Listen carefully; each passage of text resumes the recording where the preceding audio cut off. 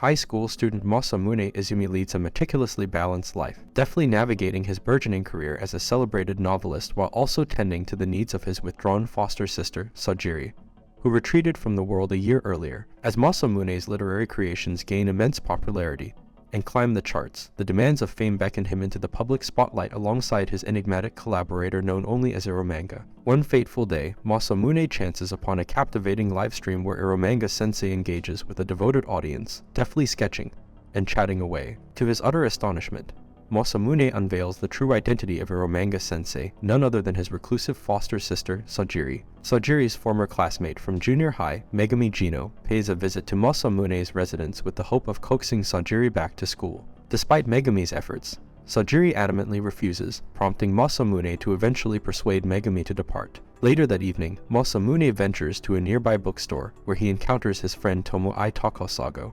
Tomoe introduces Masamune to a selection of new releases authored by Elf Yamada prominently displayed on the recommended shelf. Intrigued, Masamune purchases Elf's latest books, and, while perusing, witnesses Elf engaged in a heated argument with her editor, Ayame Kagurazaka. The dispute centers around Eromanga-sensei potentially becoming Elf's new illustrator, much to Masamune's surprise and dismay. Ayame staunchly opposes the idea, leading Elf to storm off in frustration. Megami orchestrates a class-wide visit to Masamune's residence, hoping to persuade Sajiri to return to school, but Masamune adamantly declines their entreaties. Later, Masamune discovers that his neighbor is none other than Elf Yamada when Sajiri complains about the intrusive piano melodies drifting from next door. Intrigued, Masamune pays a visit to Elf's home and discovers her status as a celebrated author who plays the piano in an interesting way, sparking his curiosity about her creative process. Despite initially becoming fast friends, Masamune and Elf also find themselves engaged in friendly rivalry. This rivalry culminates in a heated competition to determine who will collaborate with Eromanga-sensei on their next novel. However, tensions escalate when Sajiri accuses Masamune of deceiving her about his relationship with Elf, demanding that he vacate her room for the remainder of the day. After a hard-fought competition, Masamune emerges victorious in the contest. Despite Elf's manuscript surpassing his own in quality, she tears it apart upon discovering that Eromanga-sensei's true identity is Sajiri.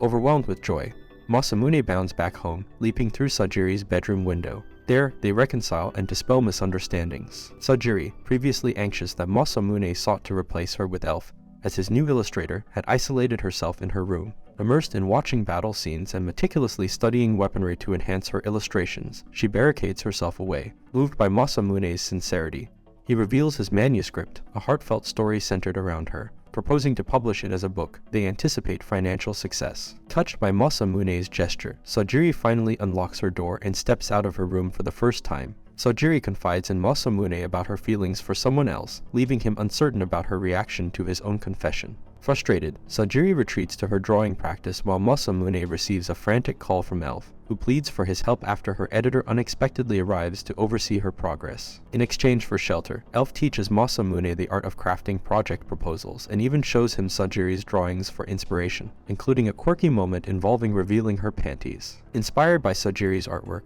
Masamune learns that she's struggling with an artist's block and needs him to find models, beautiful girls with ample bosoms willing to reveal their panties. Uneasy about this request, Masamune's concerns deepen when Megami contacts him to check on Sajiri. Discovering Sajiri's newfound friendship with Elf, Megami resolves to delve into light novels to bridge the gap and befriend Sajiri herself. Megami agrees to be blindfolded and motionless as Sajiri sketches her, hoping to borrow Sajiri's cherished light novels in return. Despite Megami's successful acquisition of the books, her attempts to befriend Sajiri falter. Meanwhile, Masamune completes his manuscript and submits it to Ayame, who delivers disheartening news. His book can only be published a year later due to prioritizing Muramasa Senju, a best-selling author with 14.5 million copies sold. Troubled by the financial strain and his promise to his aunt to maintain their current lifestyle through regular publishing, Masamune confides in Sajiri. Together with Elf, they explore alternative publishing options, encountering a mysterious girl in a kimono who joins their quest. Seeking advice from Ayame, Masamune learns about a fiercely competitive contest where 5 authors vie for a coveted publishing spot.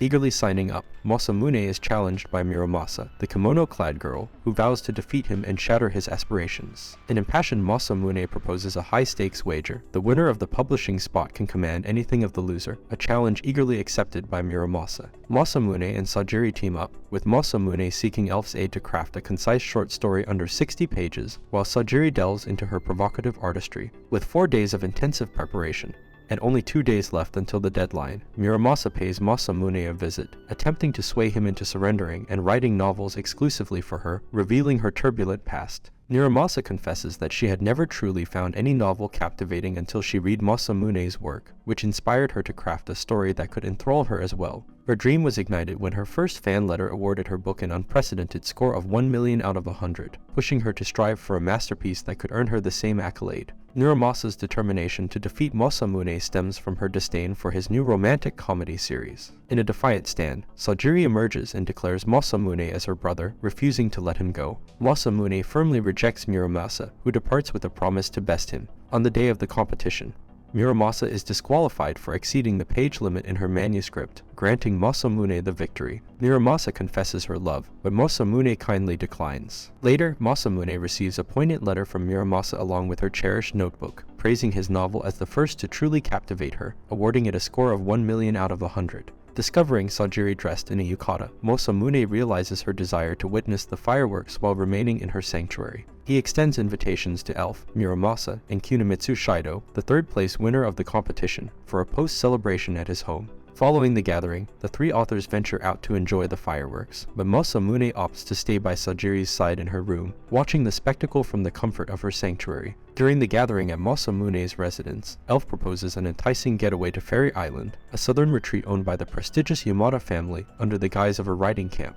Masamune, Muramasa, and Kunimitsu eagerly accept the invitation. Upon arriving at Fery Island, they are introduced to Chris Yamada, Elf's elder brother and her executive editor. Amidst the serene surroundings, Masamune finds ample inspiration for his writing but is also drawn into discussions about the prospect of marriage into the Yamada family, led by Elf and Chris. In a gesture of trust and potential commitment, Elf discloses her true name, Emily, as a sign of her openness and preparedness for any future proposal. Masamune makes a heartfelt promise to Muramasa to write an after-story for the Silver Wolf of Reincarnation series, a gesture that deeply moves her. Meanwhile, Elf seizes the chance, away from her brother's watchful eye, to engage in playful antics that often involve vying for Masamune's attention between the two girls. During their trip, Muramasa finds herself blushing at the thought of publicly confessing her love for Masamune. Later, she declares her intent to cease writing, having achieved her lifelong dream of discovering a story worthy of a perfect score, one of Masamune's own books. However, Masamune surprises Muramasa with a revelation. He shares touching fan letters from a passionate middle school girl named Hana Yumizono, letters that have always inspired him deeply. He discloses that Muramasa was the secret behind these letters, deducing it from their matching handwriting, a fact she admits to.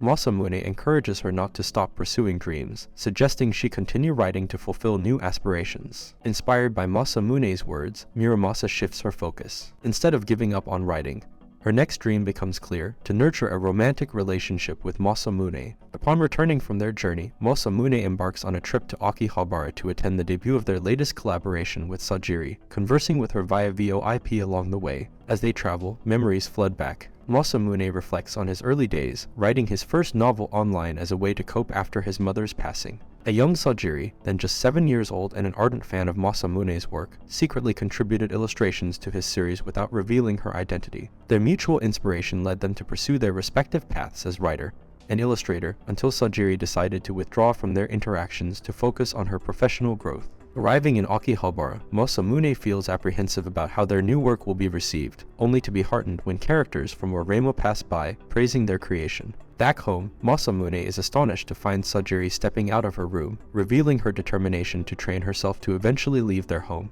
The siblings reaffirm their commitment to move forward together and fulfill their dreams. Elf and Muramasa arrive at Masamune's house to fulfill their end of the bargain with Sajiri, allowing Masamune to join them on a trip in exchange for posing as models. Sajiri enthusiastically sketches them while they pose, capturing their likenesses with precision. During this creative session, Tomoe unexpectedly drops by Masamune's home and hands him a copy of an erotic doujinshi inspired by his latest work. Sajiri swiftly intervenes, seizing the book from Masamune and immersing herself in its contents. Inspired, she resolves to create her own version of the story. After reading Sajiri's rendition, Masamune notices a significant anatomical error in the main character's depiction, but feels too embarrassed to address it directly with her. Desperate for guidance, He calls Megumi, but she proves unable to assist him. Thankfully, Muramasa comes to his aid, presenting a sketch of Michelangelo's David sculpture to support Masamune's observation. As Elf and Muramasa bid their farewells and depart, Masamune watches Sanjiri wave them off with joy. The episode concludes on a heartwarming note as Masamune celebrates Sanjiri's growth